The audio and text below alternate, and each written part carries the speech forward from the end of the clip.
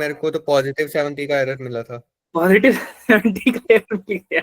71 का। अरे बाप, इतना इतना जबरदस्त कैसे तुमको एरर मिल जा रहा है? सर आ गया एरर, मेरे को नहीं पता कैसे। मैंने उसे पूरा बंद किया तो +70 दिखा रहा था वो। कौन सा स्कूल है भाई? क्या तो चेंज कर ले भाई, इतना इतना एरर नहीं रहना चाहिए भाई। सर हमारे तो वहाँ पे इंग्लिश की भी लैब है ना, तो वहाँ पे जो हेडसेट पड़े हुए हैं वो सारे गले हुए हैं, खराब हुए पड़े हैं। वो चेंज होने हैं पर किए नहीं अभी उन्होंने। पुराने प्रिंसिपल काफी अच्छे थे, अभी प्रिंसिपल चेंज होंगे तो उन्होंने कुछ किया नहीं खास। इतना इतना अच्छा सिस्टम होने के बावजूद आज के टाइम में वही पुराने सिस्टम्स, वही पुरानी मशीन्स। अरे बच्चों को थोड़ा भाई इंग्लिश कौन पढ़ाता था, मैम की सर? इंटरेस्टिंग बनाना मैं चाहिए सारी चीजों। हो सकता हो रोहित हो गया हो, इनका सैनिक कोई स्कूल बहुत बनने जा पुराना रहा है। एरर हो गया हो। 1 से 10 हमारा स्कूल सैनिक स्कूल बनने जा रहा है ना, तो अभी प्रिंसिपल वेट कर रहा है कि सेंटर से कब डोनेशन आएंगी तो थोड़ी अपनी जेबें भरेंगे शायद। क्योंकि हमको काफी बार आती है ना, मतलब स्पोर्ट्स के कोटे में काफी आता है, तो बॉल्स 2-3 साल में एक बार आती हैं, पैसे हर साल आते हैं बॉल्स के। अच्छे अच्छे अच्छे अच्छे। ये सब तो इंस्ट्रूमेंट चेंज करना चाहिए। थोड़ा थोड़ा कॉस्टली आते हैं भाई, देखा मैंने प्रैक्टिकल के जितने भी इंस्ट्रूमेंट होते हैं थोड़ा कॉस्टली आते हैं, लेकिन जरूरी है। वन टाइम इन्वेस्टमेंट है, स्कूल को करना चाहिए, थोड़ा बच्चे नहीं सीखते सर, है काफी 10-12 स्क्रू गॉज है उसमें, तो 2-3 का ही एरर है बस ज्यादा। तब ठीक है, इतना तो बाकी सब बाकी चलता है। ठीक है सारे। हाँ इतना तो चलता है, बस जितना है मिले करो। फिजिक्स वाला जब वो लाइट वाला करोगे उसका भी इतना अच्छा एक्सपेरिमेंट है, और 12th क्लास में इलेक्ट्रिसिटी वाला करोगे। फिजिक्स में तो मुझे ऐसा लगता है फिजिक्स से ज्यादा इंटरेस्टिंग जो है केमिस्ट्री के प्रैक्टिकल ज्यादा होते हैं। ये मिलाया, बॉम्ब बना दिया, सर वो हमने किया था, वो उड़ा गया। हमको पता नहीं था कि सोडियम रिएक्ट इतना गंदा करता है। अरे हमने सोडियम वन पानी बाय में वन डाल दिया था करके, क्या? हमने नहीं, हमने पहले क्या किया, हमने ग्लास कंटेनर रखा, उसके अंदर हाँ सोडियम का पीस रखा अच्छा खासा, हाँ। और फिर ऊपर से पानी की बोतल पूरी डाल दी। अरे बाप रे बाप। उल्टी डाल के बोतल अरे को उसके लेकिन वो ऊपर। तो थोड़े में फट जाता है, पूरी कहाँ डाल पाए वो? अरे वो नहीं, हमने उल्टी करके कट्टे रख डाल दी दिया उसी होगा। के ऊपर, उसी के ऊपर रख दी, बेचारे की बोतल भी खराब होगी पूरी, खुल गई हाँ, बोतल पूरी। भाई साहब मजा तो लेकिन आता है इसमें। मजा तो फिजिक्स आया सर, मजा बहुत आया। फिजिक्स से प्रैक्टिकल्स तो वैसे इंटरेस्टिंग ज्यादा होती है, लेकिन जो एक होता है ना किक मिलना, मजा आना, वो मुझे लगता और है। वो फिजिक्स में भी आ जाता है जब इलेक्ट्रिक शॉक लगता है। हाँ। तुम लोग यार एकदम अजीब हो। मारना मुरना नहीं है, लेकिन नहीं सर, वो तो लाइटर ऐसे के साथ एक केमिकल्स दूसरे को मिलाओ, झटके देते हैं। जहाँ मिलाओ सर केमिकल्स। हाँ सर वो जो क्वेश्चंस थे ना कल जो भेजे थे आपने, हाँ बेटा।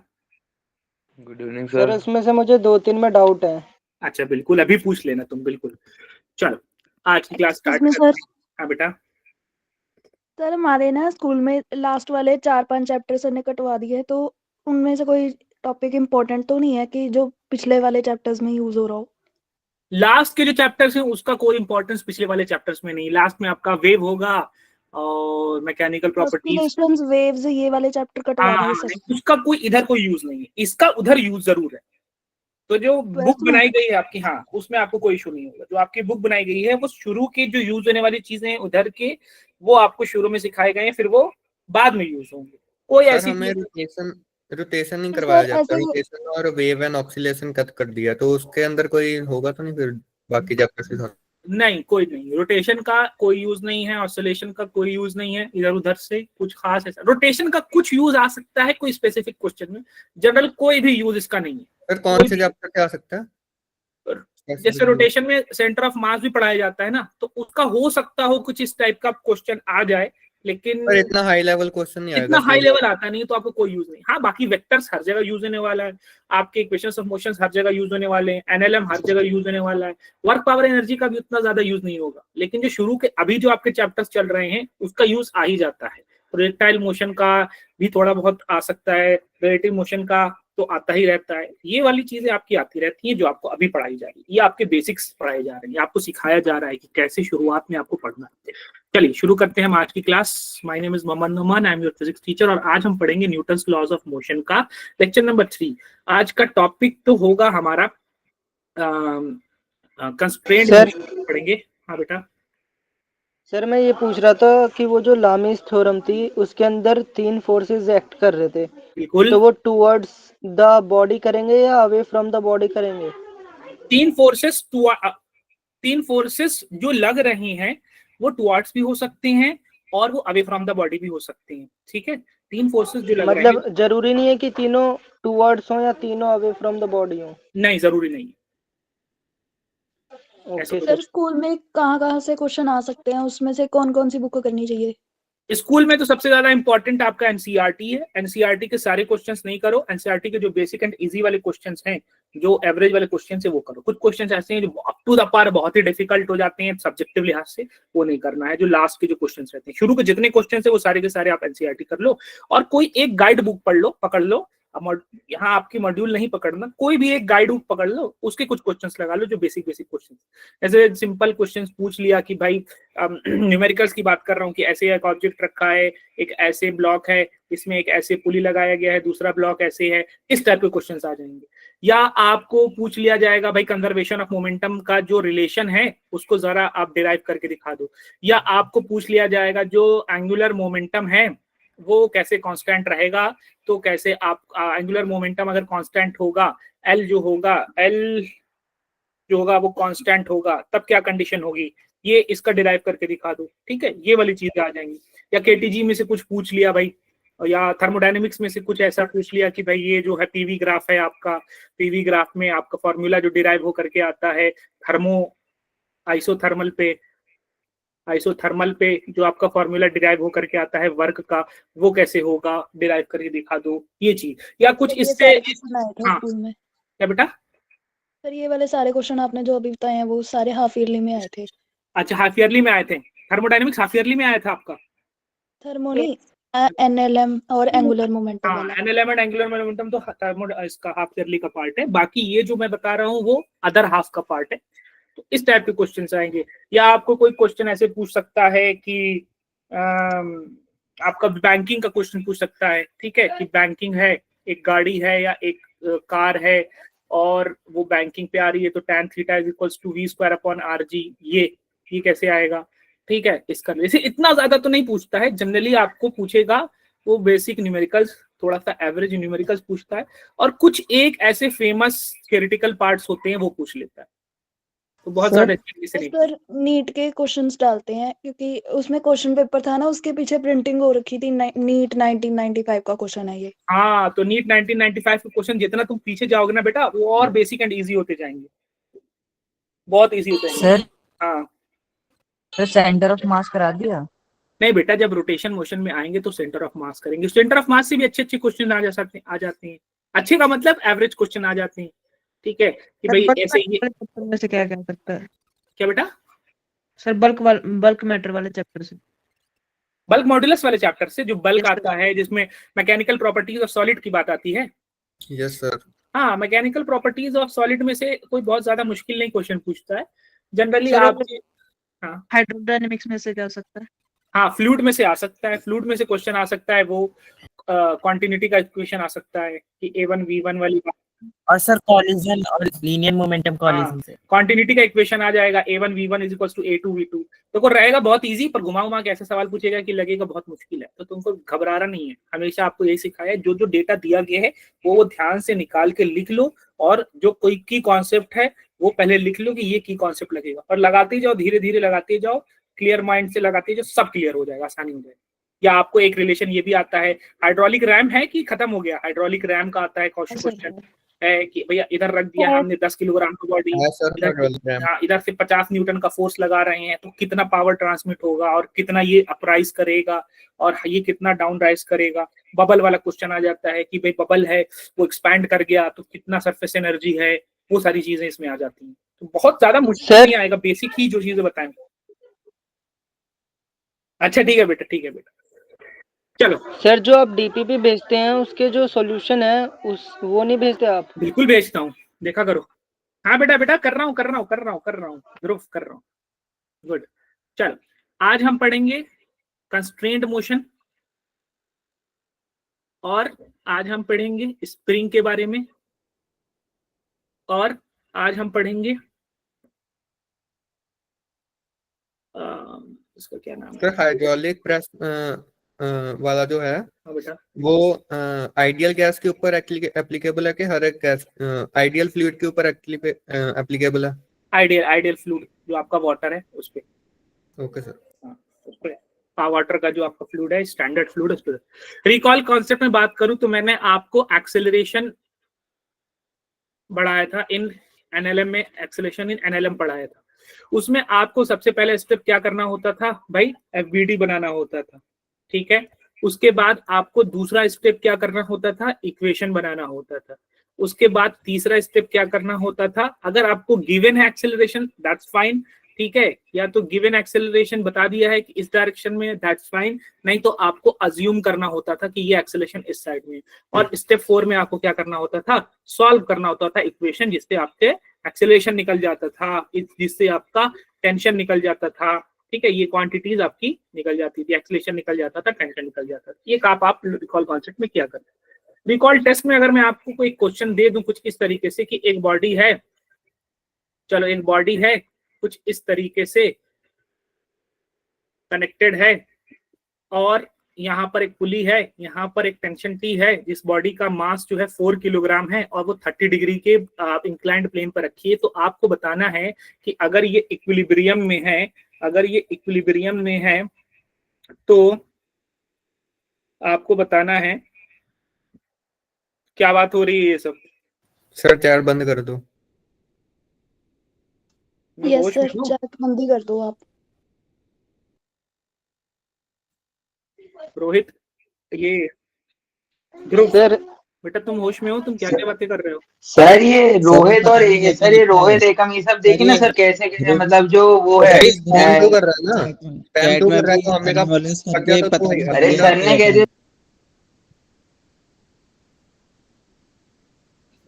आगे कोई बात नहीं होगी, जब एक बार मैं मना कर दूं तो आगे कोई बात नहीं होगी। चलो, अब आपको यहाँ पे बताना है कि इस बॉडी में टेंशन कितना होगा। चलो,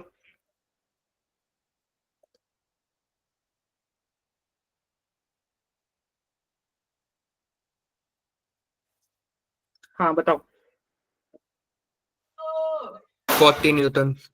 सर एक बार क्वेश्चन एक्सप्लेन कर दो सर। क्वेश्चन मेरा ये है network चला कि गया एक इंक्लाइंड प्लेन पर एक ब्लॉक लगाया गया है जिसको रस्सी से कनेक्ट किया गया है यहाँ पर, और आपको इस रस्सी में टेंशन बताना है। तो आपको 40 न्यूटन जो लगेगा वो किस डायरेक्शन में लगेगा एकम? Away from the body. 20 Newton होगा सर। नहीं, टेंशन नहीं, जो आपने 40 न्यूटन बताया है, पहली बात तो आपने इस बॉडी का फ्री बॉडी डायग्राम बताना है। इस बॉडी पर दो फोर्सेस लग रहे हैं, एक बॉडी का अपना खुद का वेट लग रहा है किस डायरेक्शन में, डाउनवर्ड डायरेक्शन में, कितना 40 न्यूटन, क्योंकि लेकिन हमको उससे मतलब नहीं है, हमको मतलब है कि इस फोर्स का जो कंपोनेंट अलोंग द प्लेन है, हमको उससे मतलब है। तो इस फोर्स का एक कंपोनेंट अलोंग द प्लेन ऐसे आ जाएगा और एक component perpendicular to the plane ऐसे हो जाएगा। तो अब आप बताओ, बॉडी मूव कर रही है? नहीं बेटा, लिख दिया ना इक्विलिब्रियम, एक्सेलरेशन 0, ठीक है। अब ये 40 न्यूटन है, और बताओ कि ये एंगल कितना होगा। अगर ये एंगल, अगर आपका ये एंगल 30 डिग्री है तो ये वाला एंगल कितना हो जाएगा बेटा? 30 डिग्री। अच्छा, 30 कैसे हो जाएगा? अगर ये 30 है तो ये 60 होगा ना। 60 तो ये कितना है एंगल? 60 डिग्री। तो ये 90। 90 है, 30 है, 90 60 डिग्री। तो एक प्लेन ये है, इसका फोर्स लग रहा है 40 न्यूटन, इस प्लेन के साथ 60 डिग्री का एंगल बना रहा है, तो इस प्लेन के अलोंग कंपोनेंट कितना हो जाएगा? 40 cos 60। हाँ, 40 cos 60 हो जाएगा। इसको काम करो, 90 माइनस थीटा लिखो, ठीक है। तो 40 cos 90 minus theta. 90 minus theta, theta की वैल्यू कितनी है यहाँ पे? 30 है। 60। तो 40 cos 60 हो जाएगा। आएगी, हाँ बेटा, 60 नहीं आएगी वैल्यू। 60 आएगी बेटा, पर आपको ये समझना है, इस गिवन एंगल के टर्म्स में समझना है। इस वजह से मैंने 90 माइनस लिखा है, ताकि आपको समझ में आए कि इसके टर्म्स में थीटा यहाँ पे आ जाए, जो एंगल 30 है वो यहाँ पे आए। वैसे भी करोगे बिल्कुल सही है तुम्हारा, जो कर ले वैसे तो बहुत अच्छी बात है। ये 60 डिग्री है, इसका कंपोनेंट अलोंग कितना हो जाएगा? 40 cos 60। cos 60 की वैल्यू कितनी होती है बेटा? 1/2। हाँ, 1/2 न्यूटन। तो इस पर, अच्छा, इस पर जो है वेट का एक कंपोनेंट इस बॉडी पर लग रहा है, इधर कितना 20 न्यूटन, और दूसरा इधर अप द प्लेन टेंशन लग रहा है, और कोई फोर्स लग रहा है क्या? हाँ, एक फोर्स और लग रहा है, वेट का एक कंपोनेंट, बेटा ध्यान दोगे तो वेट का एक कंपोनेंट परपेंडिकुलर लग रहा है। कितना लगेगा? अगर ये 60 डिग्री है, साइन 60 की वैल्यू कितनी हो जाती है? √3/2। हाँ, सॉल्व करके कितना हो जाएगा? 20√3। हाँ, तो एक इसका परपेंडिकुलर लगेगा डाउन 20√3, और अब इसने लगाया है इस वेज पर परपेंडिकुलरली डाउनवर्ड एक्शन फोर्स, तो वेज भी लगाएगा इसके ऊपर नॉर्मल रिएक्शन फोर्स एन। लेकिन क्योंकि इस परपेंडिकुलर फोर्स की यहाँ जरूरत नहीं, तो मैं डायग्राम बनाता नहीं हूँ जनरली, ना आप बनाएंगे जनरली, फिर भी आप देख लो ऊपर वाला, क्योंकि ये ऊपर नीचे मोशन कर रहा है क्या इस लाइन के अलोंग, ऊपर नीचे टेढ़े वाले वाई एक्सिस के अलोंग ऊपर नीचे मोशन कर रहा है कि नहीं? No sir. ऊपर वाला force N, perpendicular upward force in is equals to perpendicular downward force 20√3, जो की जरूरत नहीं थी, बस समझाने की। अब इधर incline the plane positive X axis की डायरेक्शन में टेंशन लग रहा है T, और नेगेटिव एक्स एक्सिस की डायरेक्शन में वेट का कंपोनेंट लग रहा है कितना? 20। तो पॉजिटिव एक्स राइट साइड वाला equals to negative X 20 newton वाला, दोनों आपस में बराबर होंगे, तो टेंशन कितना हो जाएगा बॉडी में? हाँ बेटा 20 न्यूटन। हाँ, नॉर्मल क्या सर? यहाँ पे नॉर्मल रिएक्शन 20√3 है। हाँ बेटा बिल्कुल 20√3 है। Okay sir. ठीक है, जरूरत नहीं थी तो मैंने। सर टेंशन 20 न्यूटन है ना? टेंशन 20 न्यूटन है। चल, ये सारे कॉन्सेप्ट अब आप पढ़ चुके हैं। अब आपको पढ़ना है कंस्ट्रेन्ड मोशन। कंस्ट्रेन्ड मोशन की अगर मैं बात करूं तो एक मिनट, कंस्ट्रेन्ड मोशन को आपको पढ़ना है, ठीक है? आप एक काम करो, आपको मैं एक क्वेश्चन दे रहा हूं, ये 2 मिनट का टाइमर दे रहा हूं, देखता हूं कौन क्वेश्चन लगा पाता है।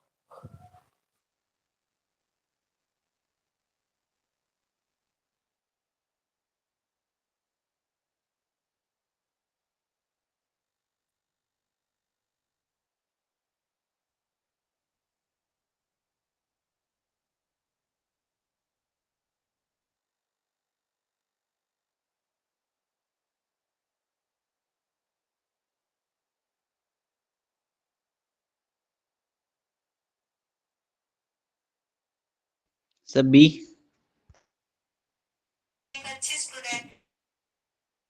सी। Option, rope will break while climbing upward. Very good. Who told? C. Ekam. T. बताया किसी और ने, पर मेरा किसने बोला भाई? Sir I answer C also. किसने बोला? सर हमने। सर जय एक प्रीत और पता नहीं। एक मिनट बेटा, देखो, एक क्लास के टिकेट्स मेंटेन रखो, जब टीचर बोले तो बी साइलेंट, उसके बाद आप बोलिए। हाँ, किसने बोला बेटा? Sir Suhani. Suhani, very good Suhani, शाबाश, बहुत अच्छी। Rope will break while climbing upward. B बेटा थोड़ा गलत है कैलकुलेशन, आप उसको करो फिर से। 2 मिनट का टाइम मैं दे रहा हूँ, फटाफट करो कैलकुलेशन।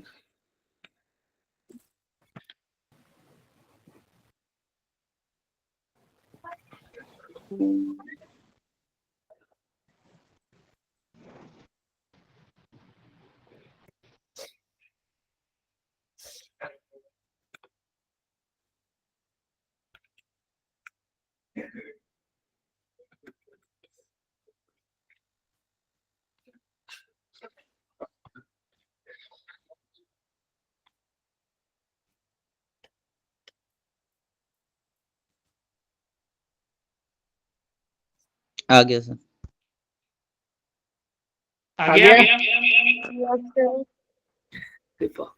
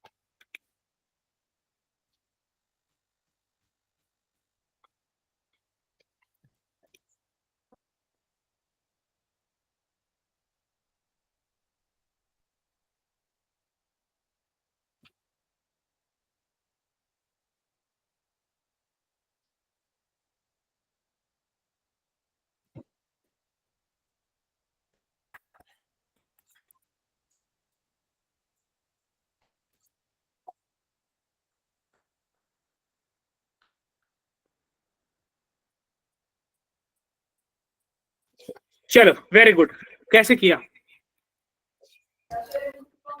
सर वहाँ पे मेंशन था कि जो रोप है वो 350 न्यूटन झेल सकती है, और जो मंकी का वेट था वो 50 केजी था, तो मंकी ने टोटल 500 न्यूटन की फोर्स लगाई। तो इनिशियली ही रोप जो है वो ब्रेक कर गई उसके ओवर वेट की वजह से। Very very good. अब मंकी क्लाइम 50 किलोग्राम का मंकी है, एक रस्सी पे चलता है, which can withstand A tension of 350 Newton.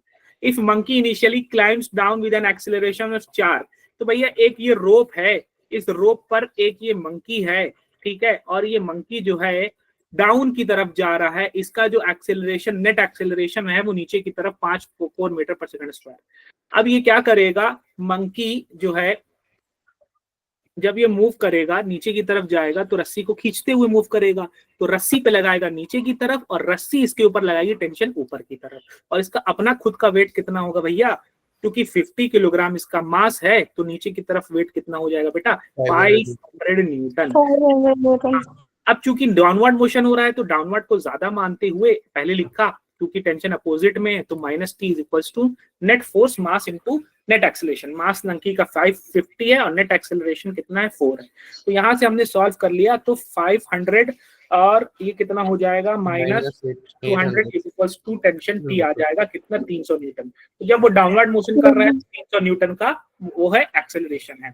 अब उसके बाद and climbs up with acceleration of 5, अगर यही सेम काम करता लेकिन ये मंकी ऊपर की तरफ मूव करता एट एक्सेलरेशन ऑफ 5 मीटर पर सेकंड स्क्वायर, तो ये खींचेगा रस्सी को नीचे, क्योंकि रस्सी को हमेशा पुल करते हैं, खींचते हैं, कोई भी कंडीशन हो, रस्सी को पुश करके कभी भी मोशन या कभी भी कुछ किसी भी तरीके का आपको मोशन अचीव नहीं होगा, हमेशा पुल करते हैं, खींचते हैं। तो रस्सी को नीचे खींचोगे, रस्सी आपको ऊपर की तरफ टेंशन लगाएगी, T1 नाम दे देते हैं, और इसका अपना खुद का वेट कितना होगा भाई 500 न्यूटन नीचे की तरफ, क्योंकि ये ऊपर की तरफ मोशन कर रही है बेटा, तो ऊपर वाला फोर्स ज्यादा मानोगे। बात समझ में आ रही क्या सारे स्टूडेंट्स को, कि कोई डाउट है यहाँ पर?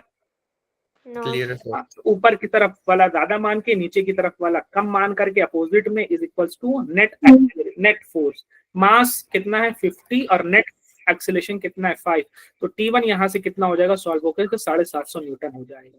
लेकिन जो T मैक्सिमम T होता है वो उन्होंने बोल रखा है कि भैया रस्सी में 350 का मैक्सिमम T है, तो जब वो नीचे जा रहा है टेंशन 300 है, ये डाउनवर्ड केस का है, तब तो भैया सेफ लिमिट से क्या है कम है, तो ये नहीं टूटेगा। लेकिन जब वो ऊपर जा रहा है, जब वो ऊपर मूव कर रहा है, अपवर्ड मूव कर रहा है, तब वो सेफ लिमिट से काफी ज्यादा टेंशन लग रहा है। सेफ लिमिट है 350 और आप लगा रहे हो टेंशन 750 का, तो rope will break while climbing upward. Very good Suhani. चलो, a force is applied horizontally on mass m1 shown in the figure, find the contact force between m1 and m2। m1 और m2 के बीच contact force लगाना है। तो अब जब ये इस तरीके से आपका m1 मास है और ये m2 मास है, आपने लगाया इसके ऊपर F1, तो इसकी वजह से F1 की वजह से क्या हुआ, m1 पर फोर्स लगा F1 की वजह से, जिसकी वजह से वो m2 को पुश करेगा एक्शन फोर्स मान लो T से, तो m2 भी गुस्से में आएगा और कहेगा मैं भी तुम्हारे ऊपर रिएक्शन फोर्स लगाऊंगा T से। करेक्ट है बात? Yes sir. Yes sir. अच्छा, उससे पहले क्या करो, पूरे जब पूरी बॉडी के एक सिस्टम मान लिया, दोनों को मिला के एक सिस्टम मान लिया, तो पूरे सिस्टम पर फोर्स लग रहा है F। पूरे सिस्टम का टोटल मास कितना बेटा? m1 plus m2। और पूरे सिस्टम का जो नेट एक्सेलरेशन है वो a नेट हो जाएगा। तो a नेट यहाँ से कितना निकल जाएगा बेटा? Force upon m1 plus m2। a net निकल। अब इस पहली बॉडी पर बताओ, इस पहली बॉडी पर कौन कौन से फोर्स लग रहे हैं? एक तो मुझे राइट साइड से दिख रहा है, कौन सा फोर्स लग रहा है? F। और दूसरी तरफ से ये छोटू सा m2 धक्का दे रहा है, कौन से फोर्स से? T। और इसका मोशन हमने किधर माना है? राइट साइड में माना है ना, करेक्ट? Yes. तो राइट साइड वाले को ज्यादा मानते हुए माइनस लेफ्ट साइड वाला अपोजिट में है, कम है, is equals to net force हो जाएगा। नेट फोर्स क्या होता है? Mass into net acceleration. Mass कितना है बेटा? m1। नेट एक्सेलरेशन कितना है? ये है F अपॉन m1 प्लस, पहले लिख दूं वरना तुम लोग कंफ्यूज हो जाओगे, a नेट। अब क्या करेंगे? m1 a नेट को उधर भेज दूंगा, F minus m1 a net is equals to T। ठीक है भाई। अब F minus m1 a net की वैल्यू कितनी है बेटा? F by m1 plus m2। F by m1 plus m2। हाँ, इन दोनों टर्म में से क्या कॉमन ले लूं? F। F ले लोगे तो 1 minus m1 upon m1 plus m2। जल्दी से इसको सॉल्व करके बताओ कितना हो जाएगा? m2 by m1 M2 plus plus F by M1 plus M2. हाँ, m2 F by m1 plus m2। ये आपने उन दोनों के बीच लगने वाला कांटेक्ट फोर्स निकाल लिया क्या? Yes sir। Yes, sir. तो बड़े मुश्किल चीज है क्या बेटा?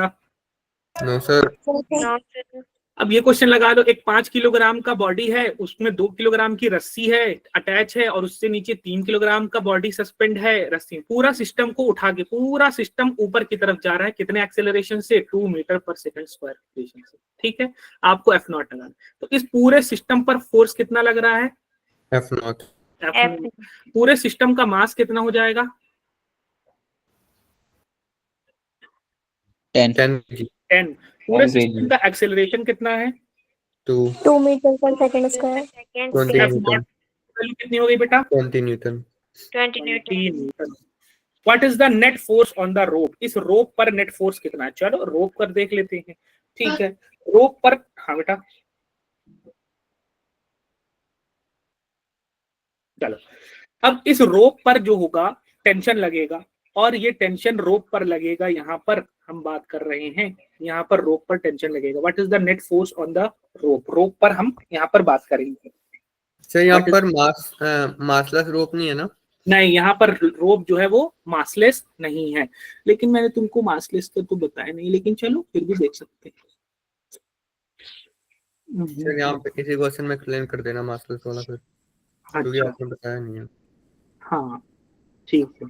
नीचे तो लगेगी ना 30 न्यूटन प्लस 20 न्यूटन।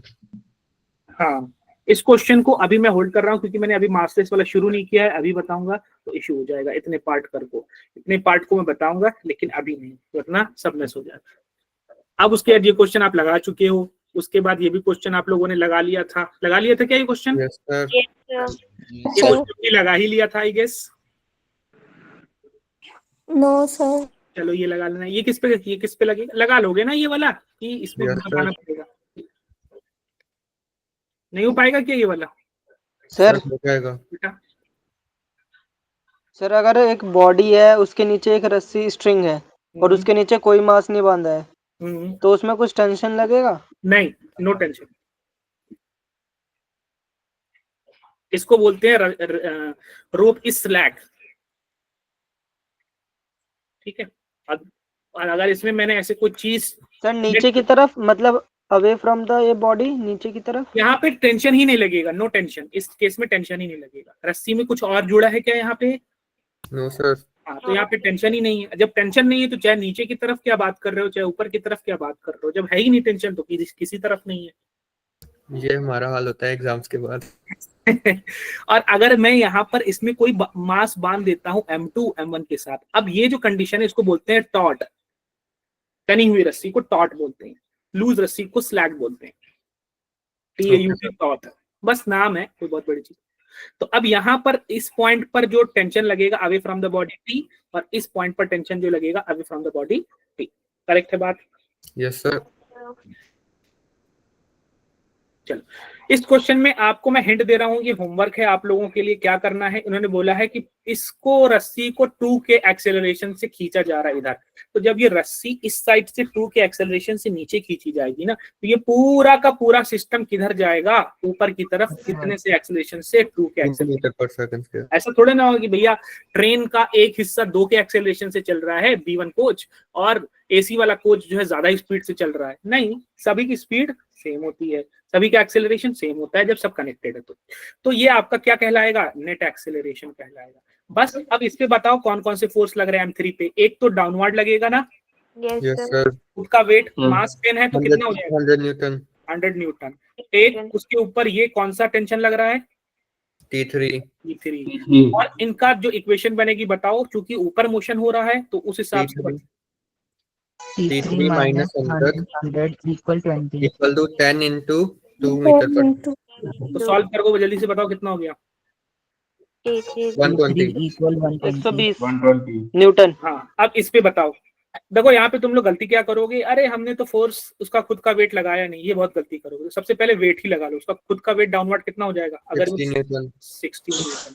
नीचे की तरफ कितना टेंशन लग रहा है, 120 न्यूटन। 3 लग रहा है और 120 न्यूटन लग रहा है, वेरी गुड एकम। और ऊपर की तरफ T2। अब ये ऊपर की तरफ मूव कर रहा है तो ऊपर का फोर्स पॉजिटिव मानेंगे, बाकी जो दो नीचे की तरफ है वो नेगेटिव डाउनवर्ड लगेंगे। तो T2 minus 120 minus 120 minus 60 minus 60 equal to 2 into 6। हाँ, मास इंटू एक्सेलरेशन। चलो इसको सॉल्व करके बताओ कितना हो जाएगा। 192 Newton. 192 Newton. Who told me that? सार्थक आई सर, गेस। वेरी गुड, शाबाश। चलो थर्ड पार्ट करो, इसमें बताओ। इसका सबसे पहले वेट ही लगा लिया करो, वरना वो भूल जाते हो तुम लोग, कंफ्यूज कर जाते हो। कितना, 40 न्यूटन। 40 न्यूटन। टेंशन कितना डाउनवर्ड अवे, 192 न्यूटन। 192, जो कि T2 कहलाएगा। हाँ, T2 की वैल्यू पता चल गई ना। तो अब T1 नहीं पता चला, 240 ऊपर की तरफ मूव कर रहा है, तो इक्वेशन बनाओ। T1 minus 40 minus 192 Newton 400 Newton नहीं होगा, 4 into 2 400 क्यों होगा, 4 किलोग्राम है ना, तो 4 × 40 होगा। हाँ, 4 is into equals to 2। अब इसको सॉल्व कर लोगे तो पता है कितना आ जाएगा, 200। 312। हाँ, 240 न्यूटन का। Yes sir. लग गया सवाल क्या? Yes sir. चलो, किसी को कोई डाउट कुछ पूछना है यहाँ तक? हाँ, क्लियर होना चाहिए कॉन्सेप्ट। यहाँ पे लामी लगा लेना, मैं फिर से लामी नहीं बताऊंगा। बताऊं लामी की समझ में आ गया है? बस सर पेपर में नहीं आता, यहाँ पे आ जाता। हाँ बेटा। सर क्वेश्चन में दिया हुआ था कि एक बॉडी के ऊपर 3 फोर्सेस लग रहे हैं और उसकी जो मैग्नीट्यूड का जो डायग्राम था वो ट्रायंगल बना रहा था, तो उसमें बोल रहा था कि उसमें वेलोसिटी का उसके अंदर क्या चेंज होगा। हाँ, तो अगर वो तीनों फोर्सेस ट्रायंगल लॉ को ऊपर अप्लाई कर रहे हैं, पहला फोर्स, ये दूसरा फोर्स और तीसरा फोर्स ऐसे, तो ये एक साइकिल कंप्लीट कर ले रहा है। तो जब वो तीनों फोर्सेस एक ट्रायंगल बनाएंगे तो एक साइकिल कंप्लीट कर लेते हैं। ठीक है, रिजल्टेंट यहाँ पे मैंने नहीं निकाला है। मैंने क्या किया है, पहले फोर्स में दूसरा फोर्स ऐड किया है, दूसरे फोर्स के हेड पर तीसरा फोर्स। ये पहला फोर्स F1 है, ये दूसरा फोर्स F2 है और तीसरा फोर्स F3। इन तीनों का जब वो कंप्लीट हो जाता है बेटा, तो इन तीनों का जो रिजल्ट आता है, नेट फोर्स आता है, वो 0 हो जाता है। अब अगर फोर्स 0 है तो या तो वेलोसिटी कांस्टेंट रहेगी। सर ये आपने ये जो साइड है फोर्स का, ये आपने अलग अलग क्यों बना रखी है, मतलब 3 फोर्सेस बोला ना बेटा तुमने, इस क्वेश्चन का थोड़े है, 3 फोर्सेस है। तुम्हारा क्वेश्चन है ये। हाँ सर ठीक है, ऐसे ही था डायग्राम भी। हाँ, तो जब यहाँ पे तीनों फोर्सेस आपस में एक साइकिल बना लेते हैं ना, तो एक्चुअल में नेट फोर्स 0 हो जाता है। क्योंकि अगर मैं F1 और F2 जो दोनों ग्रीन वाले का बात करूं, तो इनका जो रिजल्ट आएगा, F1 ऐसे है और F2 ऐसे है। इन दोनों का जो रिजल्ट आएगा, अब यहाँ पे रिजल्ट बना रहा हूँ, रिजल्टेंट बना रहा हूँ, वो स्टार्टिंग टू इनिशियल पॉइंट। तो ये F1 + F2 व्हाइट वाले से हो गया।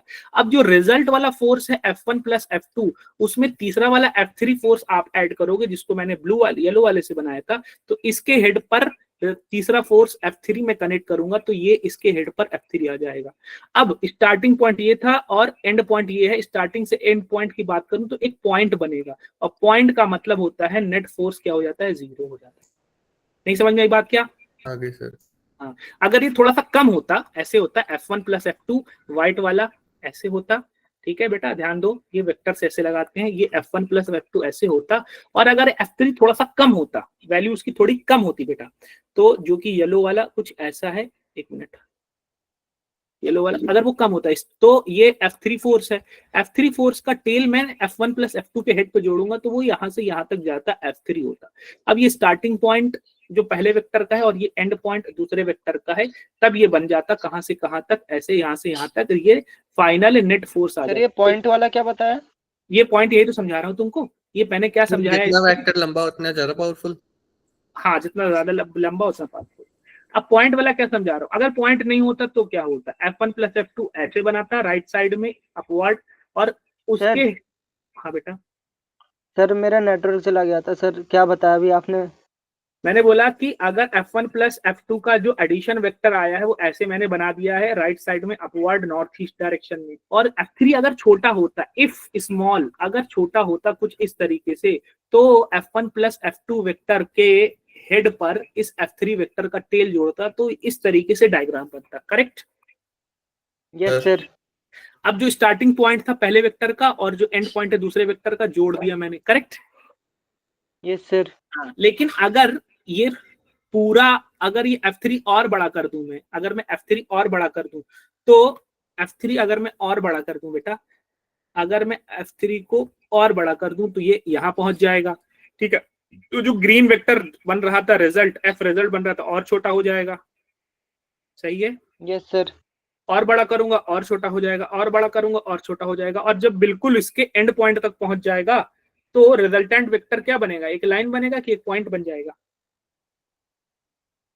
यहीं से स्टार्ट हुआ है। हाँ, तो उसका मतलब पॉइंट बन गया, यानी कि नेट फोर्स क्या हो गया आपका, 0 हो गया।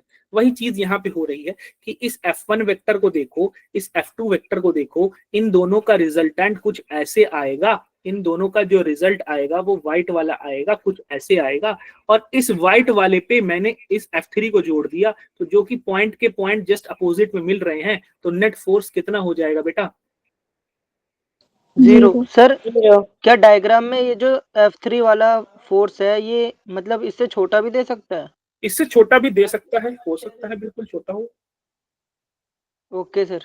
हाँ, तब अगर तो F नेट 0 नहीं होगा? बिल्कुल नहीं 0 होगा। वेरी गुड, शाबाश। मान लो F1 ऐसे है, F2 ऐसे है, और तीसरा वेक्टर मैंने ऐसे, जो कि F3 मैंने बना दिया ऐसे। ठीक है, तो इन अब रिजल्टेंट क्या होगा? रिजल्टेंट होगा बेटा स्टार्टिंग पॉइंट ये और एंड पॉइंट ये जोड़ दिया, तो ये क्या कहलाएगा? F रिजल्ट कहलाएगा, F नेट कहलाएगा। ठीक, लेकिन ये केस तो हमारा नहीं है। हमारे केस में क्या हो रहा है, तीनों वेक्टर बिल्कुल एक ट्रायंगल बना रहे हैं, जिसकी वजह से नेट फोर्स कितना हो जा रहा है? 0 नेट फोर्स का मतलब 0, नेट फोर्स का मतलब 0, मतलब कौन सी condition? Equilibrium condition. Equilibrium condition का मतलब क्या लामी अप्लाई कर सकते हैं आप तीन फोर्सेस पे? अच्छा, ठीक है, चलो, करेक्ट है बात यहाँ तक? Yes sir. चलो, अब आज हम पढ़ेंगे कंस्ट्रेंड मोशन। कंस्ट्रेंड मोशन में क्या है बेटा? कंस्ट्रेंड मोशन में बहुत ही इंटरेस्टिंग कॉन्सेप्ट, इक्विलिब्रियम नहीं, कंस्ट्रेंड मोशन का मतलब कि हमने मोशन को फिक्स कर दिया है, ना वो राइट साइड जा सकता है ना वो लेफ्ट साइड जा सकता है, बस एक ही डायरेक्शन में वो मोशन कर सकता है। जैसे आपका दरवाजा, हाँ बेटा, 1D मोशन जरूर नहीं है, 2 डायमेंशन मोशन में भी कंस्ट्रेंट कर सकते हैं, 1 डायमेंशन मोशन में भी कंस्ट्रेंट कर सकते हैं, आप पर ये आपका डिपेंड करता है। और जो फिक्स्ड पाथ है एक, है ना? फिक्स पाथ पर चलेगा। हाँ, तो जैसे कि आपका दरवाजा सिर्फ रोटेट कर सकता है आगे आगे, ना वो आगे की तरफ हॉरिजॉन्टल मोशन कर सकता है, ना वो ऊपर की तरफ अपवर्ड मोशन कर सकता है, ना डाउनवर्ड मोशन कर सकता है, ना बैकवर्ड मोशन, एक ही जगह पर मूव कर सकता है। या फिर मैं कह दूं कि अगर मेरे पास ये एक पेन आपको दिख रहा हो और इसमें मैंने एक छल्ला लगा दिया, वो जो होता नहीं गोल सा कीरिंग लगा दी, अब ये कीरिंग कंस्ट्रेंट मोशन में है। कीरिंग ना इधर आगे की तरफ जा सकता है, ना इधर पीछे की तरफ जा सकता है, ना और कीरिंग ना इधर इस डायरेक्शन में जा सकता है, ना इधर इस डायरेक्शन में, एक ही मोशन कर सकता है आगे पीछे इस पेन के अलोंग। तो ऐसा मोशन जिसमें आपने मोशन को फिक्स कर दिया है कि भैया इधर ही मूव करोगे तुम, ऐसे मोशन को हम क्या बोलते हैं? Constraint motion. आपका पंखा कंस्ट्रेंट मोशन है, ना हॉरिजॉन्टल मोशन कर सकता है, ना हॉरिजॉन्टल बैक मोशन कर सकता है, ना हॉरिजॉन्टल लेफ्ट, ना हॉरिजॉन्टल राइट, एक ही जगह कौन सा मोशन कर सकता है? रोटेशन। हाँ, और भी बहुत से आपके एग्जांपल हो सकते हैं, जैसे आपके घरों में चिटकनी होती है, जो चिटकनी समझते हो बेटा तुम लोग? Yes sir. चिटकनी Yes, ये sir. कंस्ट्रेंट मोशन है, या तो ऊपर जाएगा या तो नीचे जाएगा, ना राइट ले जा सकते हो ना लेफ्ट ले जा सकते हो। तो वो आपने कंस्ट्रेंट कर दिया कि चिटकनी ना राइट जाएगी ना लेफ्ट जाएगी, वहां ना आगे की तरफ आपकी तरफ आएगी ना अंदर दरवाजे की तरफ, बस वही ऊपर नीचे वाई डायरेक्शन में मोशन कर सकती है, फिक्स द डोर लॉक, ना जेड में डायरेक्शन कर सकती है। फिक्स द डोर लॉक जो दो सर साइकिल का पहिया, साइकिल का पहिया भी कंस्ट्रेंट मोशन में है, ना आगे जा सकता है ना पीछे जा सकता है। आप पूरा सिस्टम उठा दो तो अलग बात है, लेकिन साइकिल का पहिया भी आपने एक तरीके से कंस्ट्रेंट कर रखा है कि उसी पाथ पर उसी लाइन पर क्या कर सकता है, रोटेशन, ना हॉरिजॉन्टल मोशन ना वर्टिकल मोशन, ना जेड एक्सिस में ना एक्स एक्सिस में ना वाई एक्सिस में, एक ही जगह पे वो रोटेशन मोशन। तो बेसिकली 4 टाइप के मोशन है, horizontal, vertical, X axis, Y axis, Z axis और रोटेशन। इन चारों मोशन में से किसी एक को आप फिक्स कर दो या किन्हीं 2 को फिक्स कर। जैसे आपकी चिटकनी क्या है, वाई डायरेक्शन में मोशन कर सकती है और साथ ही साथ क्या वो रोटेट कर सकती है क्या? Yes sir. तो 2 डायरेक्शन में आप दो टाइप के मोशन में कंस्ट्रेंट कर। हाँ बेटा। सर चारों डायरेक्शन में फिक्स नहीं कर सकते? तो फिर कंस्ट्रेंट कहाँ होगा? फिर तो फ्री मोशन होगा। फ्री हो गया ना। फिर वो कंस्ट्रेंट का मतलब एक या 2 डायरेक्शन में आपने फिक्स कर दिया, 3 में फिक्स कर दिया, 4 डिस्टेंस फिक्स कर देंगे उसकी? हाँ डिस्टेंस फिक्स कर सकते हो, किसी किसी जगह पे डिस्टेंस फिक्स कर सकते हो, हमेशा नहीं। जैसे कि साइकिल का पहिया, हाँ तुम कह सकते हो डिस्टेंस हमने फिक्स कर दिया, जिस हिसाब से तुम कहना चाह रहे हो, हाँ वो कह सकते हो। Sir, can you repeat in English, sir? What? Can you repeat in English, sir? What is I constraint said motion? what constraint motion means, a motion which is fixed to move on a particular path, like the door lock we have, the door lock चिटकनी which we call it ना, the door sir lock। Fix lock तो कर दो ना, जो आजकल दरवाजे में लगते हैं, क्या? जो दरवाजे के फिक्स लॉक जो दरवाजे के अंदर ही फिक्स हो जाते हैं। हाँ वो that is different thing। आपको if you want to sir उसके understand, अंदर भी तो हो जाता है ना, जैसे जो मेटल पीस बाहर आता है तो वो ही फिक्स ही होता है एक जगह पे ना, हाँ वो आगे पीछे। हाँ डोर लॉक, जो डोर लॉक जो उसमें the handle of a door is a constraint motion, it can move forward and backward, anything else it can't do, it can't come towards you or it can't go away from you if you are moving, if you are standing in front of a door. So this the handle of a door which goes forward and backward and locks your door is a example of constraint motion. You have a fan, your fan can't move vertically downward in z axis, nor horizontally, nor in y axis, nor in x axis, nor in z axis. It can only rotate. So you have constrained its motion for rotation. Other example is the wheel of your cycle. So it is fixed on its axis and it can only rotate. It can only rotate. So its motion is constrained. And lots of examples are there. You can understand for constrained motion. Lots of example is there. For example, the jacket, the chain of your jacket, it can only move upward and forward. So you have constrained the motion. It will move only upward and down, nor horizontal, nor along x-axis, nor along z-axis, only along y-axis. Understood, Varun? Okay, sir. Yes, sir. The motion which is set to move a specific path is known as constraint motion. तो constraint motion, but हमको यहाँ पे उतना important ये समझना है कि constraint motion में क्या हो रहा है कि हमने एक पुली लगाई और सर हाँ बेटा सर पेंडुलम मैं बोल रहा था कि एटम्स के अराउंड जो इलेक्ट्रॉन्स का जो मोशन होता है क्या वो भी कंस्ट्रेंट होता है? बिल्कुल कंस्ट्रेंट होता है वो सर। तो उसका जो डायमेंशन होता है वो क्या होता है, 3D? अच्छा, जो उसका डिग्री ऑफ फ्रीडम होता है, इसको एक्चुअली में डिग्री ऑफ फ्रीडम बोलते हैं, उसका डिग्री ऑफ फ्रीडम हो जाएगा 1। ओनली वो सर्कुलर मोशन कर सकता है। 2 भी हो सकता है लेकिन 2 नहीं मानेंगे क्योंकि इलेक्ट्रॉन है ना, तो उसका डिग्री ऑफ फ्रीडम बस वो एक मोशन के अराउंड सर्कुलर मोशन कर रहा है। सर पेंडुलम भी फिर इसी में आएगा ना, कंस्ट्रेंट। पेंडुलम भी इसी में आ जाएगा। तो बहुत से एग्जांपल है आपके कि आपने फिक्स कर दिया भैया इसी जगह पे जा सकता है, ऐसे। करेक्ट। चलो अब यहाँ पे हमने क्या कर दिया है, अब कंस्ट्रेंट करेंगे मोशन को यूजिंग द पुली का इस्तेमाल करके हम कंस्ट्रेंट करेंगे। अच्छा यहाँ पर हमने क्या किया है, एक पुली लगाया है और इस पुली से एक और पुली लगा दिया है और इस दूसरी वाली पुली से हमने क्या कर दिया है, दो बॉडीज को मूव कर दिया है, हमने मोशन को कंस्ट्रेन कर दिया है। यहाँ पुली फिक्स कर रही है कि भैया या तो रस्सी की मदद से ये ऊपर आएगा या तो नीचे जाएगा, ना हॉरिजॉन्टल जा सकता है, ना प्लेन से, बोर्ड के प्लेन से बाहर, ना बोर्ड के प्लेन से अंदर। इस बोर्ड के प्लेन में सिर्फ वाई डायरेक्शन में ऊपर और नीचे ये मूव कर सकता है, तो हमने मोशन को कंस्ट्रेन कर दिया। अब यहाँ पे समझने वाली बात क्या है, आप लोग ध्यान से देखो, हमारे पास एक रस्सी है, अगर ये कंस्ट्रेन मोशन करेगा भी तो क्या कंस्ट्रेन मोशन, हाँ बेटा बोलो, अगर ये कंस्ट्रेन मोशन करेगा भी बेटा, तो हम अगर देखेंगे कंस्ट्रेन मोशन करेगा तो इस कंस्ट्रेन मोशन में क्या इस रस्सी की लंबाई घट जाएगी, बढ़ जाएगी कि सेम रहेगी बेटा? सेम रहेगी सर। Same sir. हम क्या करते हैं कि इस रस्सी को दो पार्ट में बांटते हैं, एक इस साइड वाला पार्ट L1 मान लिया और एक इस साइड वाला पार्ट L2 मान लिया, और हमने बोला कि जो दो पार्ट में रस्सी है L1 प्लस L2 वो कांस्टेंट रहेगा, फिक्स रहेगा, ना कि रस्सी की लंबाई घटेगी ना बढ़ेगी। अच्छा, अब हम क्या ले लेते हैं, इसको डिफरेंशिएट कर देते हैं, dl1 by dt plus dl2 by dt is equals to constant, ठीक है, ddt ऑफ कांस्टेंट, करेक्ट है बात? Yes sir. हाँ, तो ये रिलेशन। अब ये जो dl1 बाई dt बताता है बेटा, वो चेंज बताता है, चेंज ऑफ पोर्शन, रस्सी की लंबाई का चेंज नहीं बताता है, चेंज ऑफ पोर्शन, कि इतना पोर्शन बढ़ेगा, इस पोर्शन की लंबाई बढ़ेगी कि इस पोर्शन की लंबाई घटेगी। और dl2 बाई dt2 बताता है, वो भी वही सेम चीज बताता है, चेंज ऑफ पोर्शन। यहाँ पे जो हमने पार्ट बनाया है उसका चेंज बताता है, उसका इंक्रीमेंट बताता है, उसका चेंज बताता है, कि ये पोर्शन यहाँ से यहाँ तक जो है dl2 बाई dt2 क्या बताता है, चेंज ऑफ पोर्शन। कि अगर मैं इस पुली P को नीचे खींच दूंगा तो इस साइड जो इस साइड राइट साइड में जो पोर्शन होगा वो L2 वाला जो पोर्शन होगा वो बताओ पुली P को नीचे खींचने पर रस्सी की लंबाई उस साइड बढ़ जाएगी कि घट जाएगी?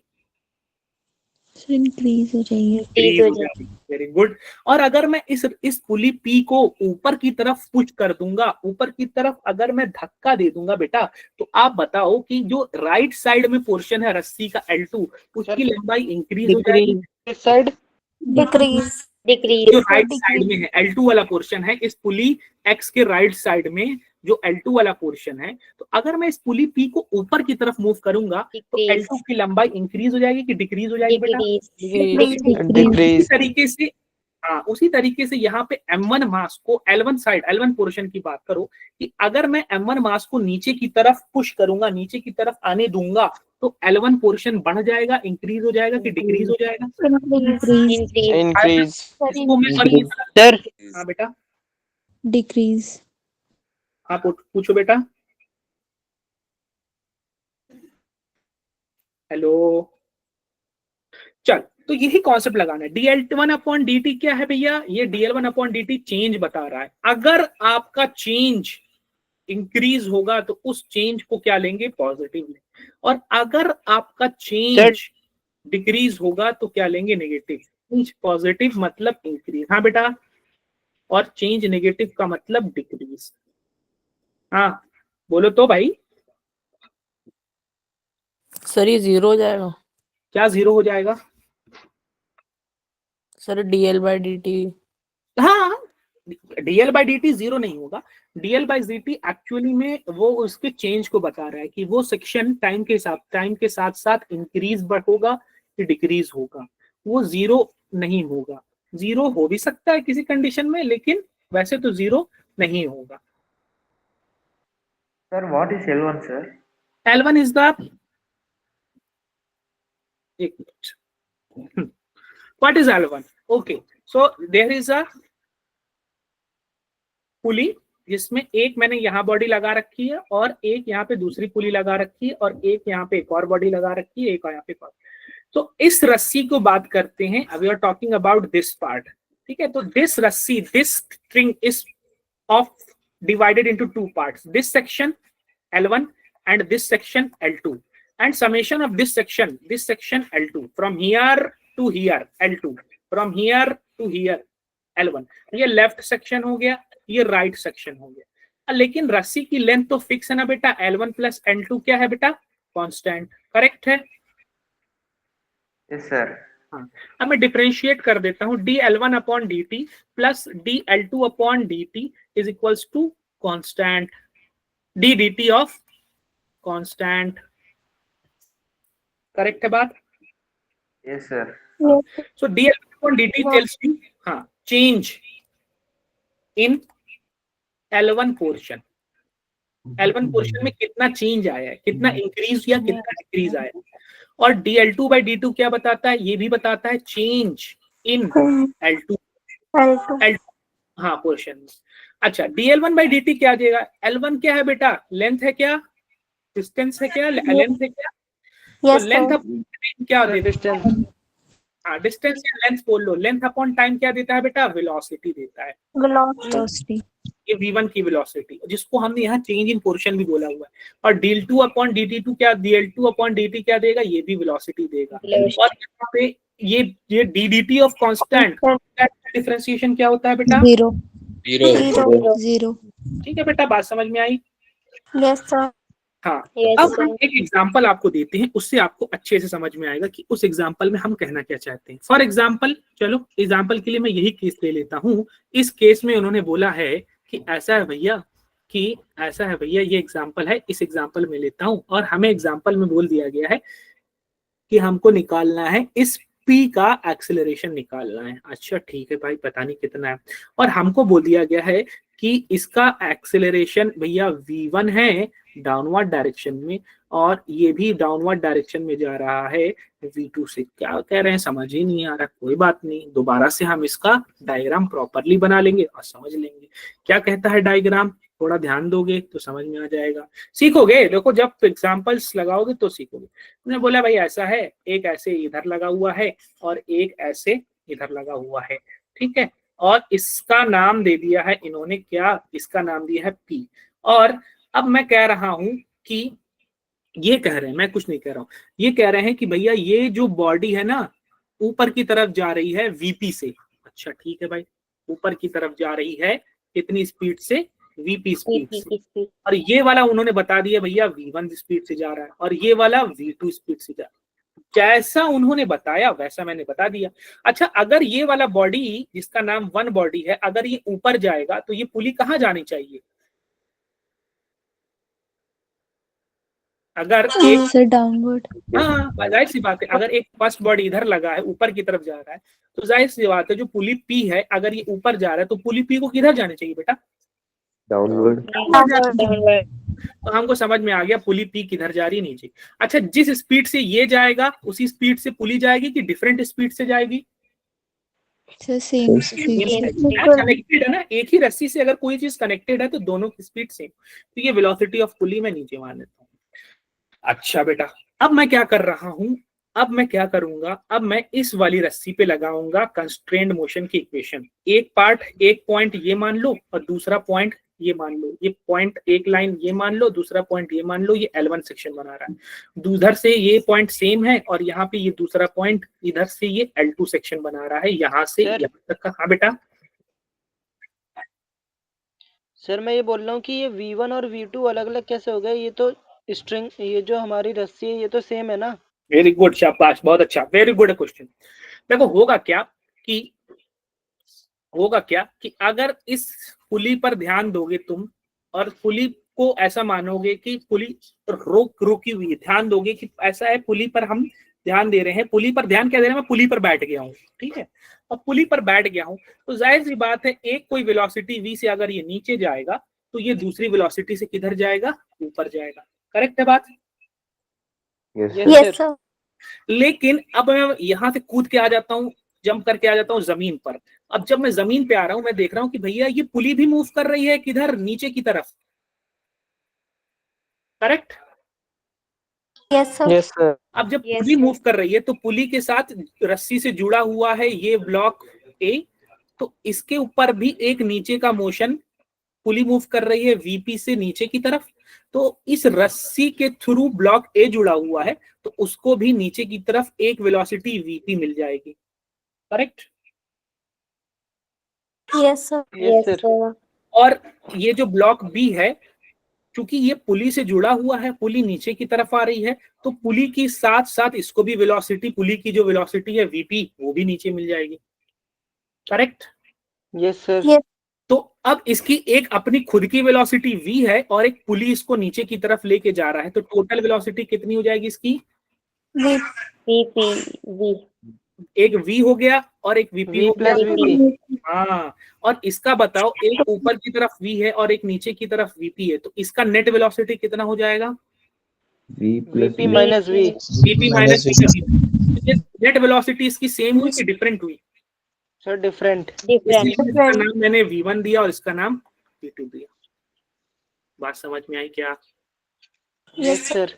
यहाँ से अगर पुली पर से बैठ करके देखोगे तो एक नीचे की तरफ जाता हुआ दिखेगा, एक ऊपर की तरफ जाता हुआ दिखेगा। इट्स लाइक आप ट्रेन में बैठे हो और या किसी एक लिफ्ट में बैठे हो और लिफ्ट में ये पुली है, ठीक है, तो एक तरीके से तुम पुली पर बैठे हो, पुली पर बैठ करके देख रहे हो, लेकिन मैं बाहर आ गया हूँ, लिफ्ट से बाहर आ गया, मैं देख रहा हूँ कि भैया ये तो जा ही रहा है अपने वेट की वजह से नीचे और ये अपनी वेट की वजह से ऊपर, लेकिन लिफ्ट भी तो नीचे जा रही है, तो उसकी भी तो वेलोसिटी मिलेगी उसको। तो हमने देखा कि नेट वेलोसिटी यहाँ पर कुछ अलग आ रही है, यहाँ पे कुछ अलग आ रही है, इस वजह से हमने इसका नाम क्या दे दिया? अलग नाम दे दिया, v1 एंड v2 नाम दे दिया।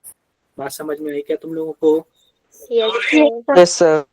अब किसी को कुछ डाउट, यहाँ तक कोई दिक्कत, कोई परेशानी? चलो फटाफट लगा दो तुम सर। हाँ बेटा। सर ये जो राइट हैंड साइड वाली बॉडी थी, ये ऊपर की तरफ जा रही थी ना? हाँ, ऐसा हमने एक हाँ। तो सर वो जो हमारा जो नेट जो इसमें जो एक्सेलरेशन था वो हमारी v माइनस वीपी होनी चाहिए थी ना? हाँ तो v, अरे हाँ v माइनस वीपी कर लो ना। देखो एक्चुअल में यहाँ पे जो पूरा मोशन है वो अभी मैंने बताया नहीं, लेकिन जो आप कह रहे हो बिल्कुल साथ है, v माइनस वीपी। अभी बताओ, क्लास के बाद फिर से पूछना कि सर ये क्या बोले थे, आप फिर से बताऊंगा, ठीक है, क्योंकि यहाँ पे इमेजिन करना है और यहाँ पे सबसे इंपॉर्टेंट अच्छी चीज होती है कि इमेजिनेशन आपका अच्छा हो सकता है। बताता हूँ मैं कैसे। चलो अब यहाँ पे हाँ बेटा। सर जब आपने 4 मोशन बताए थे x, y, z और रोटेशनल, तो वाइब्रेशन भी तो होगा। हाँ वाइब्रेशन मोशन भी हो सकता है, लेकिन वो मॉलिक्यूलर लेवल पे होता है ना बेटा। तो जब आप केटीजी पढ़ेंगे ना तो उसमें हम बात करेंगे। यहाँ पे तो मॉलिक्यूल्स की बात तो अभी मैंने हाँ एक जगह किया था मैंने, ठीक है, तो वहां पे आप उसको भी ऐड कर लीजिएगा। गुड, शाबाश, बहुत अच्छा। हाँ बेटा, ये गोले गोले क्या बनाए हुए हैं? गोले गोले क्या है सर यहाँ पे बनाए हुए गोले गोले?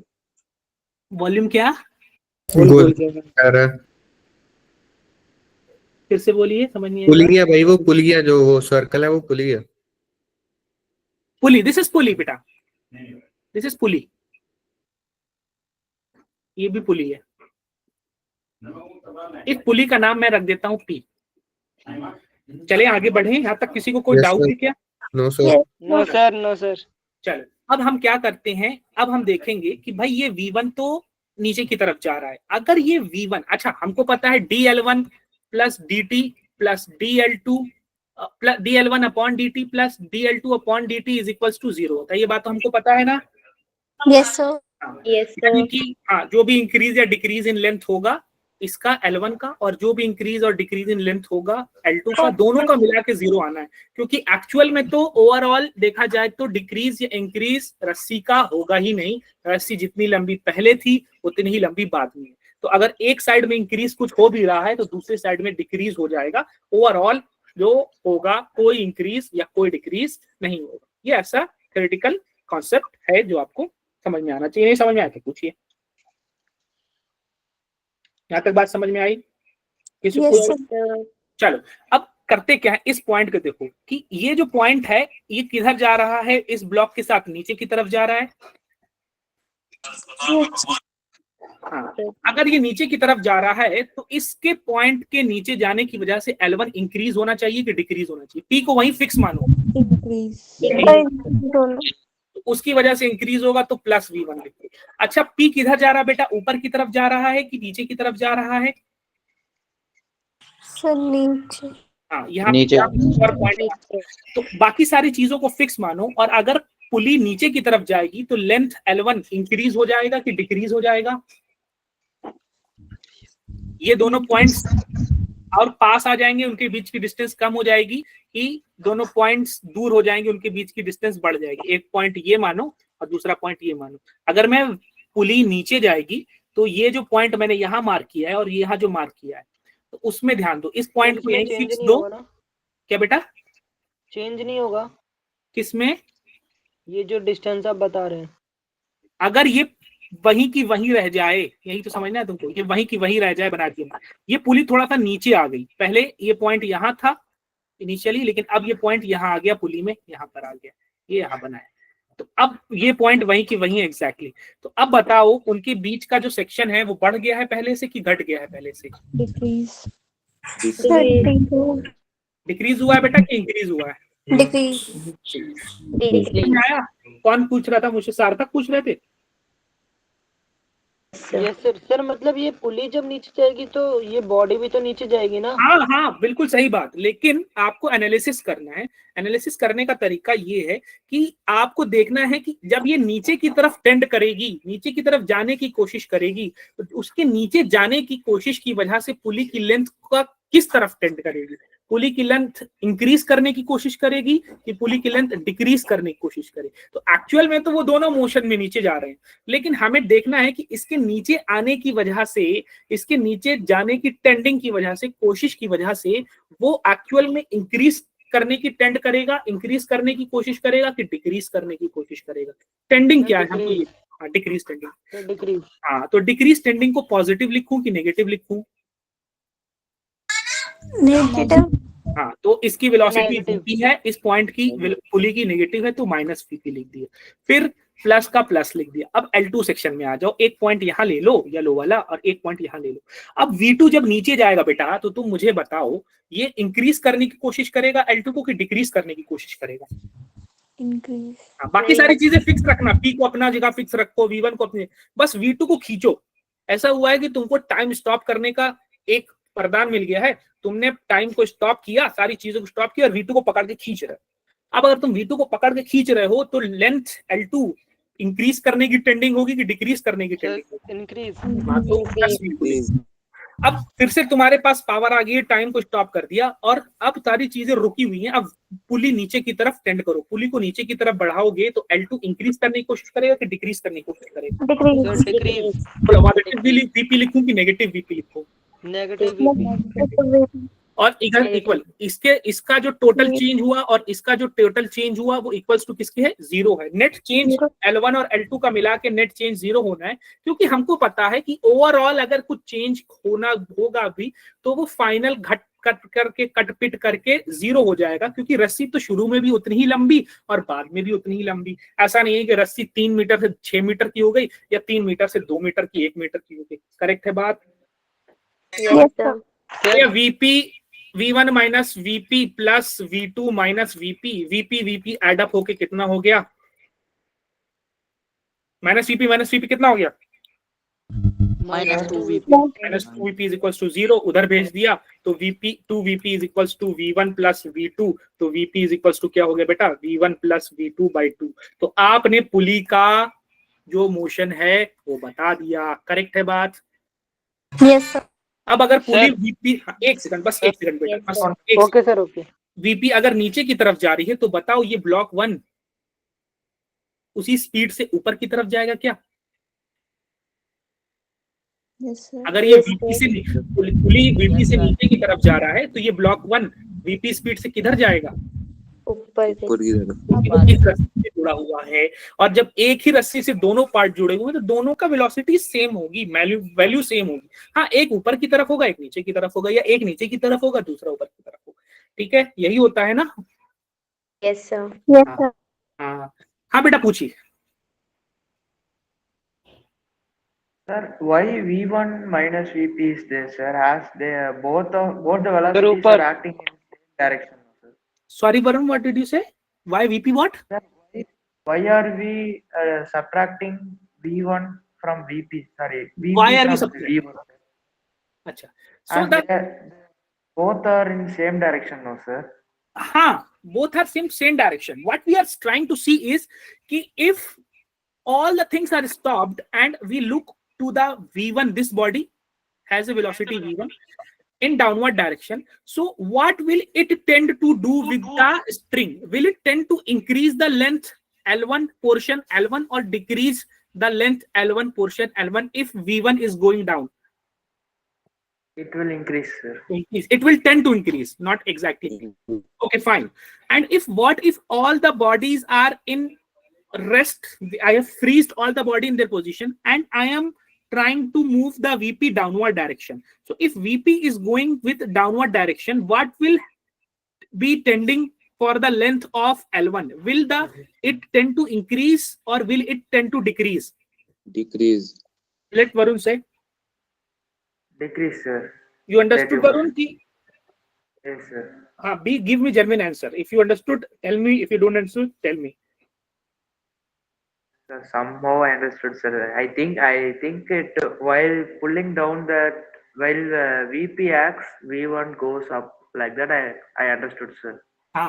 Now, when you are pulling, when the VP is going downward, freeze this V1 at its position, and then see if VP is tending to go downward, the length L1, this point and this point, this cross point, green, this black cross point here. No, not black. This blue cross point here and this blue cross point here. Will these 2 points will come close or they will go more away? Close, sir. Close. So the length L1 will decrease or increase? Decrease, 10 to decrease. So it is tending to decrease. That's why dL1 by dt for this point will be negative VP. And when I am freezing all the parts and trying to move this V1 part downward, the length L1 will tend to increase or tend to decrease? Tend to decrease. V1 moving downward, while this one is fixed at its position, freeze at its position.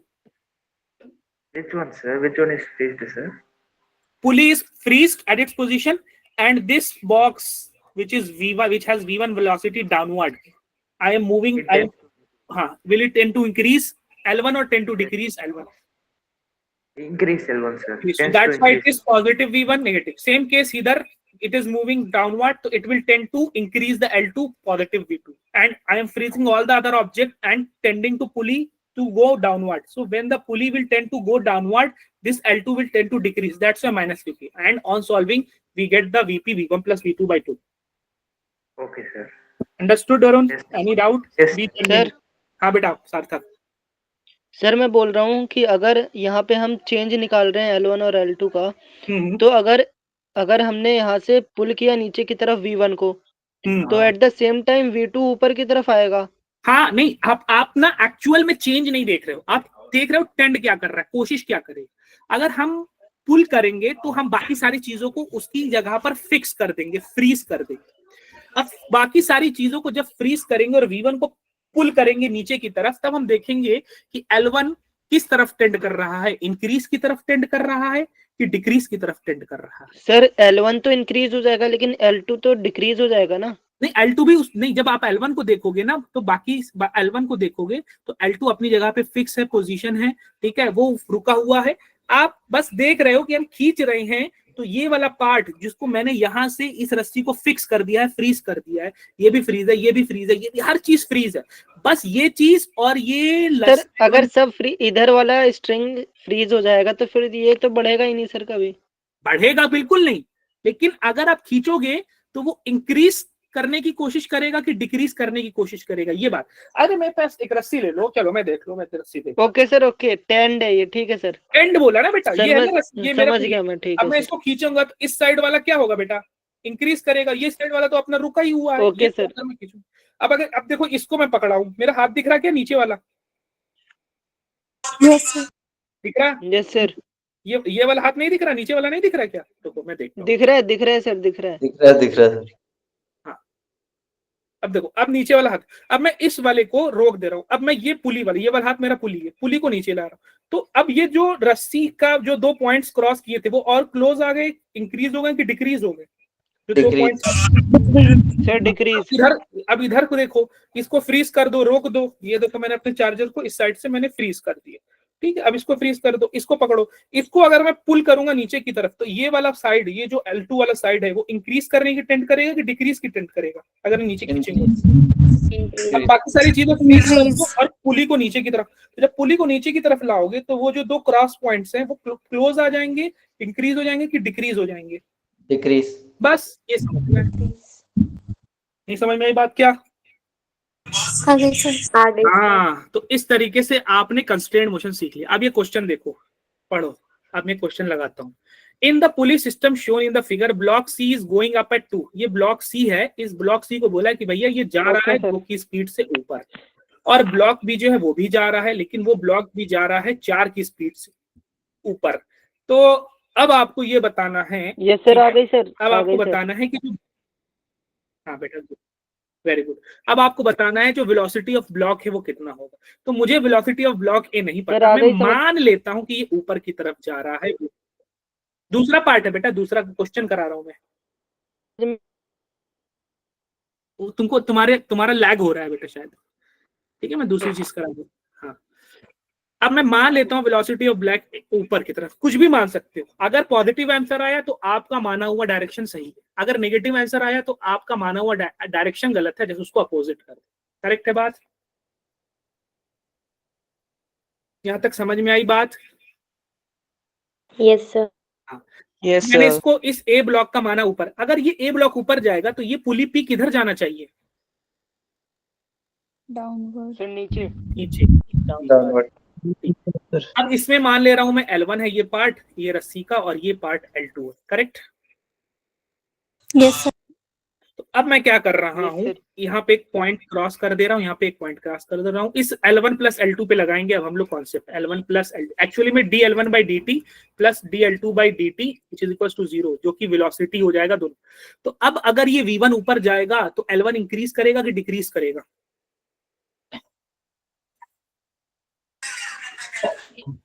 L1 decrease करेगा, L2 increase. तो minus भैया ये वाला point तो fix है क्या पुली के साथ? यस। तो उसका कोई वेलोसिटी नहीं है, 0 है, ब्रैकेट क्लोज। अब दूसरा L2 पार्ट में बात कर रहे हैं, ये वाला पॉइंट फिक्स है क्या पुली के साथ? Yes sir. तो उसकी वेलोसिटी ठीक है। और यहाँ पर ये वाला पॉइंट जब ये VP पुली के साथ नीचे जाने की कोशिश करेगा तो L2 इंक्रीज करने की कोशिश करेगा, डिक्रीज करने की कोशिश करेगा? इंक्रीज। तो VP इंक्रीज करेगा तो पॉजिटिव लिख दिया विच इज इक्वल्स टू 0। यहाँ से minus VA plus VP is equals to 0, तो VP is equals to VA। बात समझ में आई क्या? Yes sir. अब हाँ, अब ये वाले पे लगाएंगे हम, इस वाले पे लगाएंगे जो कि हमारा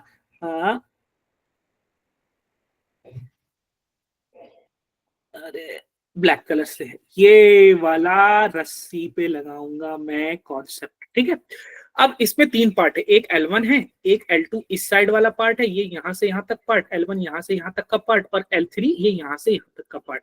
अब हमको पता है dL1 by dt plus dL2 by dtp plus dL3 by d3 dt क्या होगा? 0। चलो L1 भी बात करो कि भैया V1 ऊपर जा रहा है तो L1 इंक्रीज करेगा कि डिक्रीज करेगा? डिक्रीज। ये वाला बी वाला ऊपर जा रहा है 4 की स्पीड से, तो L1 डिक्रीज करेगा। वेरी गुड, तो मैं -4 लिख रहा हूँ। प्लस अब ये जो पार्ट यहाँ पे मैं क्रॉस लगाया हूँ, ये तो VP नीचे की तरफ जा रहा है ना, तो उसके साथ वो भी नीचे की तरफ जाएगा। तो अगर वो नीचे की तरफ जाएगा तो पॉजिटिव VP की नेगेटिव VP? पॉजिटिव। ये ऐसे है, ठीक है, ये नेगेटिव। हाँ, ये VP किधर की तरफ जाने की कोशिश कर रहा है? नीचे की तरफ। नीचे की तरफ। नेगेटिव होगा पॉजिटिव होगा बेटा? क्या नेगेटिव होगा सर? नेगेटिव हो जाएगा। ठीक है, ये कितना हो जाएगा भाई? नेगेटिव हो जाएगा, नेगेटिव VP। ठीक है, अब उसके बाद प्लस लो। अब L2 में बात करो, L2 में अगर तुम हाँ, why VP is negative there sir? Why VP is negative? The same concept I told you earlier. What is the concept? See this VP pulley, see this VP pulley, and this one is the box, correct? And this is moving upward, and if this is moving upward with 4, and this part, this cross, see where will it move? VP is actually moving downward. So if VP is actually moving downward, so what will happen with this L2? If it tends to move downward, sorry, L1, what will happen with L1? L1 increase or decrease? Decrease. है ना बेटा? चलो, अब उसके बाद इस part में बात करो, यहाँ पर बात करो कि अब यहाँ पर हमको बात करनी है। ओहो, एक इसमें तुमको ये भी लगाना पड़ेगा। ठीक है, अब आप ध्यान दो, अब थोड़ा सा ध्यान दो एक जगह और पे कि अब ये जो पुली क्यू है वो किस तरफ मूव कर रही है, ऊपर की तरफ मूव कर रही है कि नीचे की तरफ मूव कर रही है, ये कैसे पता लगाना है भैया? ये जो बॉक्स है 2 मीटर पर सेकंड से जो चलने वाला बॉक्स है वो किस तरफ मूव कर रहा है? ऊपर की तरफ मूव कर रहा है। हाँ, इसका मतलब ये पुली ऊपर की तरफ मूव कर रहा है, ये होगी बेटा। हाँ, और ये अगर बॉक्स ऊपर की तरफ जा रहा है 2 से, तो उसी से तो कनेक्टेड है ये पुली क्यू, तो वो भी कितनी स्पीड से जाएगा? 2 मीटर पर सेकंड से आएगा। ठीक है, चलो अब यहाँ पे L2 पे लगा लो। अब ये जो पॉइंट यहाँ पर आप लगाओगे, यहाँ पर ये जो पॉइंट लगाओगे, अब ये बताओ कि जब ये नीचे की तरफ VP जाने की कोशिश करेगा तो पॉजिटिव L2 बढ़ने की कोशिश करेगा कि घटने की कोशिश करेगा? इंक्रीज की डिक्रीज? डिक्रीज कोशिश करेगा। तो मैं इसको लिख देता हूँ -VP। और जब ये क्यू पुली ऊपर की तरफ जाने की कोशिश करेगा तो पॉजिटिव, इंक्रीज की डिक्रीज? L2 वाली बात, इंक्रीज। भैया क्यू ऊपर की तरफ, ये वाले पुली ऐसे है, ये क्यू पुली है, ये ऊपर जा रहा है 2 की स्पीड से, तो ये जो L2 सेक्शन होगा बेटा वो L2 डिक्रीज करेगा। डिक्रीज करेगा और ये -2 हो जाएगा। ठीक है, अब यहाँ पे बात करोगे, ठीक है, यहाँ पे बात करोगे तुम कि वापस से लगाओ L3 सेक्शन में, एक पॉइंट ये ले लो, एक पॉइंट ये ले लो। अब ये जो पॉइंट है ऊपर की तरफ जाएगा तो L3 क्या करेगा? इंक्रीज की डिक्रीज? डिक्रीज। सब तो डिक्रीज ही आ रहा है क्या? एक मिनट, कहीं कुछ गड़बड़ हो रही है क्या? मैं देख लूं। लग रहा है सर। हाँ, मुझे भी ऐसा लग रहा है, कहीं कुछ इधर उधर हमने डायग्राम मेस्सी से बना दिया।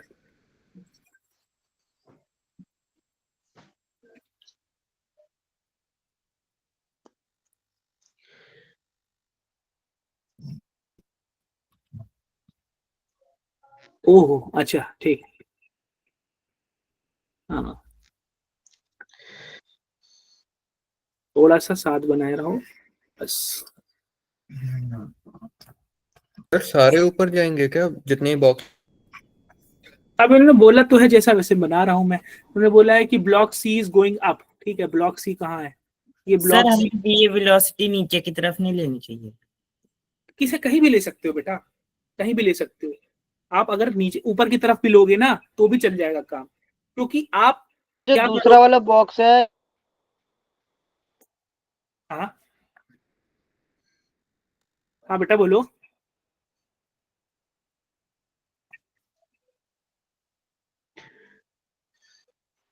Sir, how can we say that velocity of box A is upward? हाँ बेटा, How can we say the velocity of box A is upwards? It can हाँ, also be downwards. we don't know. We assume that it is going upward. When we assume that going upward, and we calculate on the basis of that. So what will happen ki, if the final answer comes positive, then your assumed direction is correct. If the final answer comes negative, then you have assumed opposite direction. So it should be in downward direction. Sir ये ऐसे नहीं होगा, पहले हम सी का निकालने के, सी ऊपर जा रहा है तो फिर क्या चेंजेस आ रहे हैं, फिर बी का ऐसे भी कर सकते फिर ए हो। का निकाल लेंगे। हाँ बिल्कुल, ऐसे भी कर सकते हो। तो पहले तो तुम्हें ये देखना है, यहाँ पे ये बताना होगा, ये समझना होगा कि अगर ये सी पार्ट ऊपर जा रहा है तो जाहिर सी बात है ये पुली किधर जानी चाहिए? ऊपर जाएगा। हाँ, अपवर्ड डायरेक्शन में जाएगा। अब चलो तुम लोग कह रहे हो कि इसको आप सर ले लीजिए डाउनवर्ड, तो डाउनवर्ड ले लो, लेकिन कोई ऐसी बड़ी बात नहीं थी, अपवर्ड लेके भी कर सकते थे। कि चलो हम मान लेते हैं कि ये ए बॉक्स नीचे की तरफ जा रहा है वी। अब जाहिर सी बात है ये नीचे की तरफ जा रहा है तो ये पुली पी किधर की तरफ जाना चाहिए? ऊपर की तरफ कि नीचे की तरफ? ऊपर की तरफ। चलो अब हाँ, अब हमने देख रखा है कि जो वीए होगा वो वीपी के बराबर होगा। यहाँ पहले हमने कहीं देख रखा था, कैलकुलेट कर रखा था, कि फिर से करवाऊं? दो सर, रहने दो। ये L1 है, ये L2 है, ये पॉइंट मान लो, ये पॉइंट मान लो, ये पॉइंट मान लो, ये पॉइंट मान लो। अब जब ये VA, जब ये पॉइंट नीचे की तरफ, VA नीचे की तरफ जाएगा तो ये पॉइंट, ये वाला क्रॉस क्या करेगा? इंक्रीज करने की कोशिश करेगा, डिक्रीज करने की कोशिश करेगा? नहीं समझ में आ रहा क्या तुम लोग को? जल्दी सर जल्दी हो। रिपीट करने से कहा। हाँ देखो फिर से ध्यान दो कि ये पॉइंट यहाँ से यहाँ तक L1 है, ये यहाँ से यहाँ तक L2 है।